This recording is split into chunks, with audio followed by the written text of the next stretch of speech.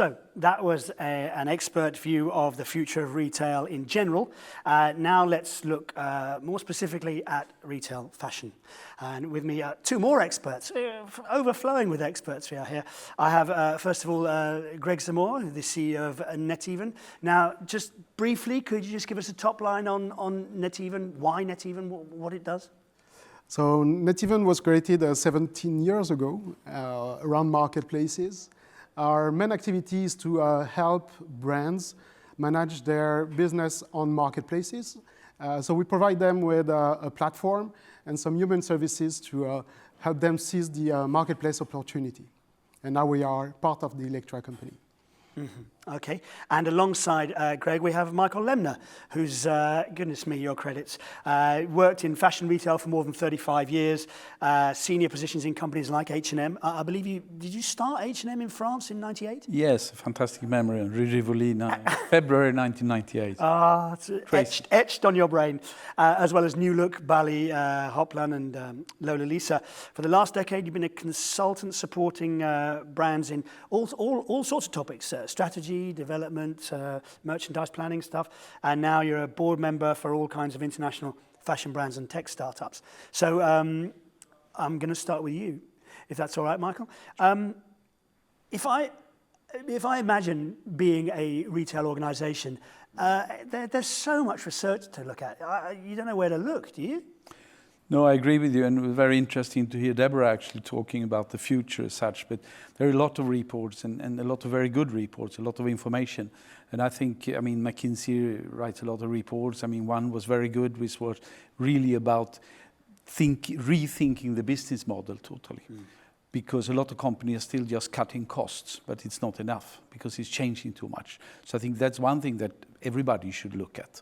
Another one, Boston Consulting Group, have also a lot of reports. One I read was very good because it was really focused on the customer lifetime value, the data around customers, how customers are behaving, which is also, of course, key. So there are a lot of research everywhere. Okay, so where there are successful retailers out there, so where do you think they're focusing? Where would you say? Well, I think a lot of them, it is about decision. It's about managing to move forward. And in my view, the reactivity is one of them. It's extremely important, more important than ever. And around reactivity, we can discuss more. Another one is all the digitalization and the omni-channel, which is, I mean, everybody sees it happens. And then, of course, it is about competence and lean structure. Those are a few of the, for me, key factors. Okay, so you've labelled three there. Are those are absolutely the three you'd go for? No, there are many more, of course. But for me, it is also about focus to a few. And I mean, here we can't talk about everything anyway. So no. For me, it's three real key because they are like a red thread through all subjects. If it is whatever it is, sourcing, it can be all you do in IT or warehouse or whatever. So I think those three, if you focus on them, you can manage quite a lot of things. Okay. I mean, Greg, it sounds, if you're a retailer, it sounds like an absolute nightmare. So much to focus on, isn't there? Yeah, there's a lot to understand in the changing retail ecosystem. So it means, as Michael mentioned, that retailers need to focus. They need to do priority management.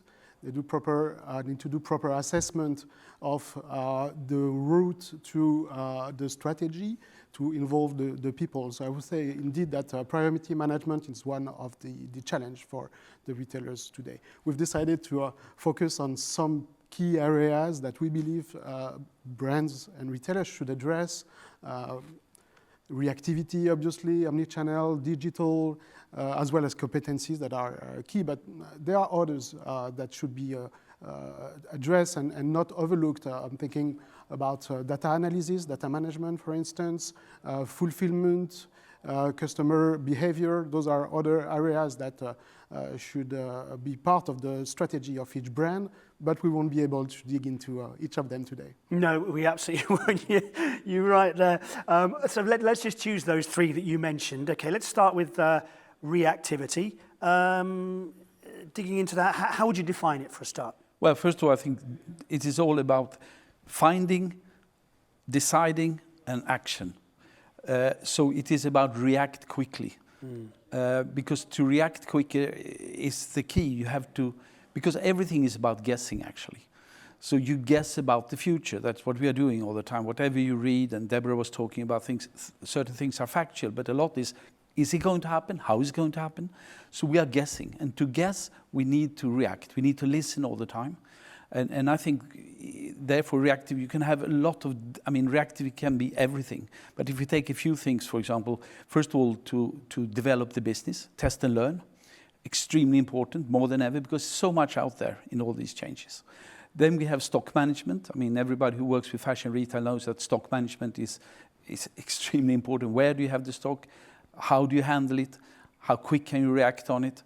So stock management, I think, is something very reactive. And linked with that is lead time.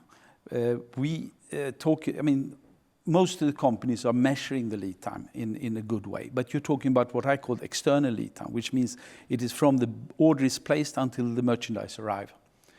But the real key, because that everybody can do, but the real key is internal lead time. And internal lead time for me is from that you define a product you need until you place the order. And here we see, I see in different companies an enormous difference between quick or slow. It can be, I think Inditex is probably the champion of this. In a few days, they can go from identifying to make the order. Other companies can take weeks, months even. So of course, then you can be very quick with the external lead time, but it doesn't change. You're too slow. These are a few examples. There are many others, of course. Also, when you need to talk about competence, for example, how quick can you get in what you need? If you don't have that, it won't happen. And test and learn and everything that has to do with following the market and all the changes and be able to react on it. That's for me what reactivity is. And what about for you, Greg? Would you agree? Is that your definition of reactivity, would you say? Yeah, I totally agree with Michael. And I think reacting and reactivity is about moving fast in a fast changing environment, which is... Double fast. Double fast, exactly. It's quite complex. It also means that decision making needs to be quick and that you need to make sure that your organization will follow with you because they are the one who will deliver and adapt to this reactivity. One of my advice in this changing environment will be to understand the needs, to map that with your internal resources, to map that also with external solutions. Because there are companies out there whose goal is to manage some part of the value chain. So I think it is important to rely on the right partners. It may not be necessary to reinvent the wheel. You can involve a good partner with your team, and it will allow you to adapt to those changes without too heavy changes without the organization, and also to a certain extent by limiting the cost of the change. Okay, let's move on to number 2, which I think you said was digitalization and omni-channel. Is that right? Yeah. No, I think this is, everybody knows that it's changing all the time today. Yeah. It's new things. And Greg mentioned tools. You're an example of a tool, Neteven, and all these tools are part of the digitalization, the part of also omni-channel. Marketplaces is one of the new channels in a certain way. And when we talk about this, we need to follow, we need to learn all the time. Because companies that don't manage to do this transition into the new way, they will be behind, simply. And there are a lot of examples. All the tools, Neteven is one, but there are others which combine data with AI. And this is then, for me, the future. Automation is another one. You can't do everything manually. It's too much. So how do you manage to link all this together? And to do that, for me, you have to combine, you have to work simple. And I think the risk with all these changes, because the customer behavior is changing, the world is changing, the economic situation, everything changed actually. And in that, we as fashion retailer, one thing that is extremely important, that we don't forget our basic work, what I call the basic operational, that we are damn good on what we know how to do. And the combination of those two is a huge challenge. And when you talk about digitalization, it's also what I mean to combine the technical opportunities, all the tools that are with the resources you have in order to be efficient and manage to handle the balance between the two. I mean, you can't underestimate the importance of digitization, can you? Yeah, we live in it every day. Yeah. The marketplace are one component. I think that definitely the crisis COVID has confirmed, not shown, but confirmed the importance of digital. There are new channels out there, marketplaces, obviously, the own web store of the brand, the social commerce. So new channels meet new opportunities, but also new way to address the end customer. At Neteven, we see that on a daily basis. It's quite complex to understand how to cope with these different channels, how to manage them, what are the impact within the organization. But there are ways to do it. The thing is that those channels have already maturity, meaning that you cannot improvise. You need to have a full, clear strategy about the way you're going to manage this. We've mentioned organization, tools, and the other elements of the supply chain. My advices would be there to first identify the new channels that you want to launch on in line with your brand strategy. It is very important. Many channels may be too generalist for you. Other ones are very specific to fashion, for instance. So you need to define the channels you want to launch on. The other thing is that most of the marketplaces have international coverage. So they are a good way for you to access customers beyond your boundaries and to go international without heavy investment. So assess the geographies, the new geographies you would like to launch on. Then, as I mentioned earlier, proper mapping, understanding your resources, the partners, the experts, and then it's a matter of focusing, planning, and implementing. But there are definitely good digital opportunities to seize. And the third key factor we talked about, competencies and lean structure. Can you talk me through that? Yeah, I mean, that's kind of a consequence of what we already said. I mean, competencies, in a world of change, there's new competencies needed. And new competence means there is a never-ending search for that competence. I read somewhere that it's like 60,000 data engineers missing in Europe. 60,000, where do you find them? and what makes you attractive? So we're talking about, I mean, values. The company need to be very clear internally. What do we stand for? What are our culture in the company? In order to attract these new competencies. So competencies for me is a key, and it's changing all the time. Not to forget that you also need the basic competencies. So you have to balance the both of them, which is not easy. You have also when you talk about competencies, all the new tech coming. How do you handle that if you don't have the competencies? How do you develop your own? How do you educate your own company, your own team? So it's very complex and complicated, and therefore I think it's very important to have a lean structure, meaning that it's relatively flat structure where the responsibilities are clear, that decisions can be taken not only at the top but also in the different departments, you can say, or areas. And therefore, I come back to what I said from the beginning, to be reactive, you need the competence and the lean structure. And flexibility. Flexibility. Yeah, so I mean, would you agree with that, the need for an agile team? Yeah, agile, top team, with eyes on the market, on the changes, to help you understand what is going on, because you have some people within your organization who are really close to the customers. You need to involve them. And I'm sure that there's a lot of people within your organization that already have the knowledge to understand the changes. Involving them is also a way to build loyalty, because resources cannot be found easily. So it's a way to involve them in your future project, be alert of the market. There are many changes, as we've mentioned already, but meaning many opportunities to move the team with you to your future strategy, and also to assess the need for new people, because you may need to hire additional talents to bridge the gap, because you are missing such and such expertise. So those, I think, are important elements. Also, it is important not to look this strategy as a sales and IT only way of going, because it will have an impact on different departments of your organization. Obviously marketing, but also accounting, fulfillment, sourcing, planning, departments that you may think that they could not be part of the new plan, but that will be affected by these changes. So involving all departments, finding the right talents within your organization is one of the key elements to success. Okay, so we're nearly out of time. So if I could just ask you, Michael, to sort of draw things together, give us a bit of a conclusion. I mean, linked to what Greg was saying, I mean, it's so complex, there's so many things happening. Yeah. So for me, the most important thing is to make it simple. And I grew up, I had the pleasure of working with Erling Persson, who was the founder of H&M, and he was incredible as such, because he came into any meeting and then he said, sorry, don't complicate things, make it simple. We are buying and selling.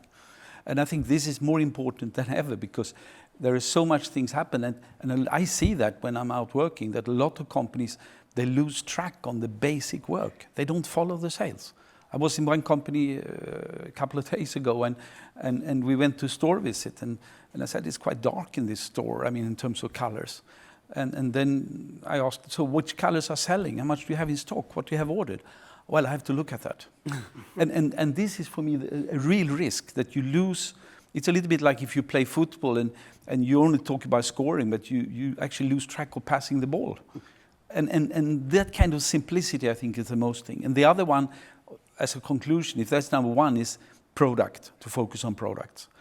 It's the same thing. By everything happen, a lot of companies lose track on what are you doing? They're selling a product.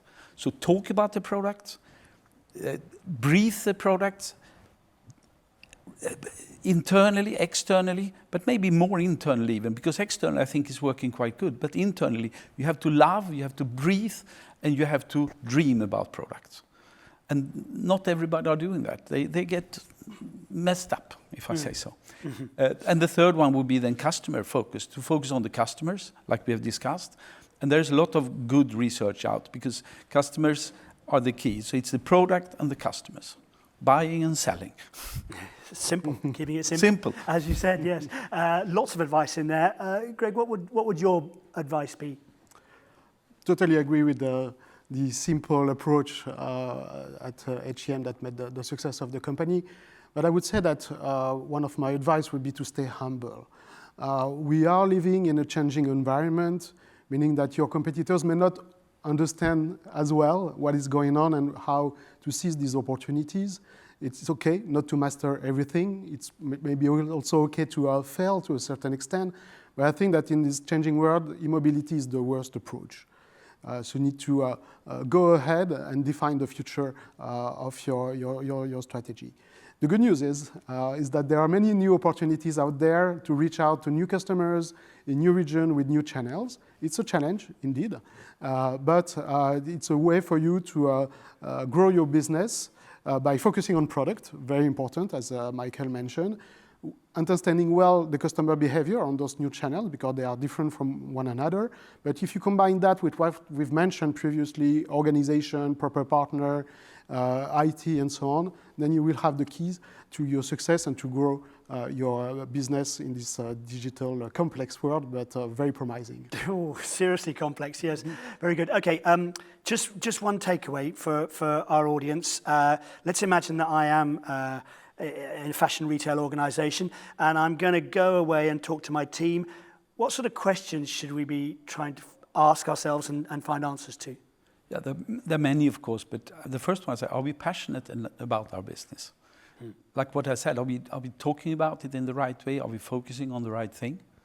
For me, that is, I mean, the first question I would ask. Second one is, are we using the tools that are on the market in the right way?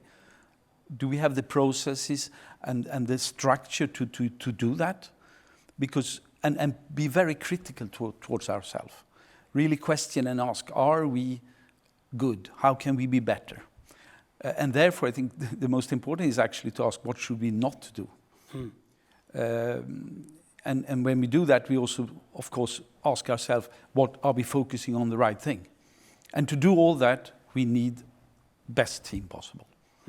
So that would be the question I would ask myself, or I do ask myself. All the time. Well, those are the questions. Hopefully you can find the answers. That's it on retail. Greg, Michael, thank you very much. Thank you, Nick. Thank you.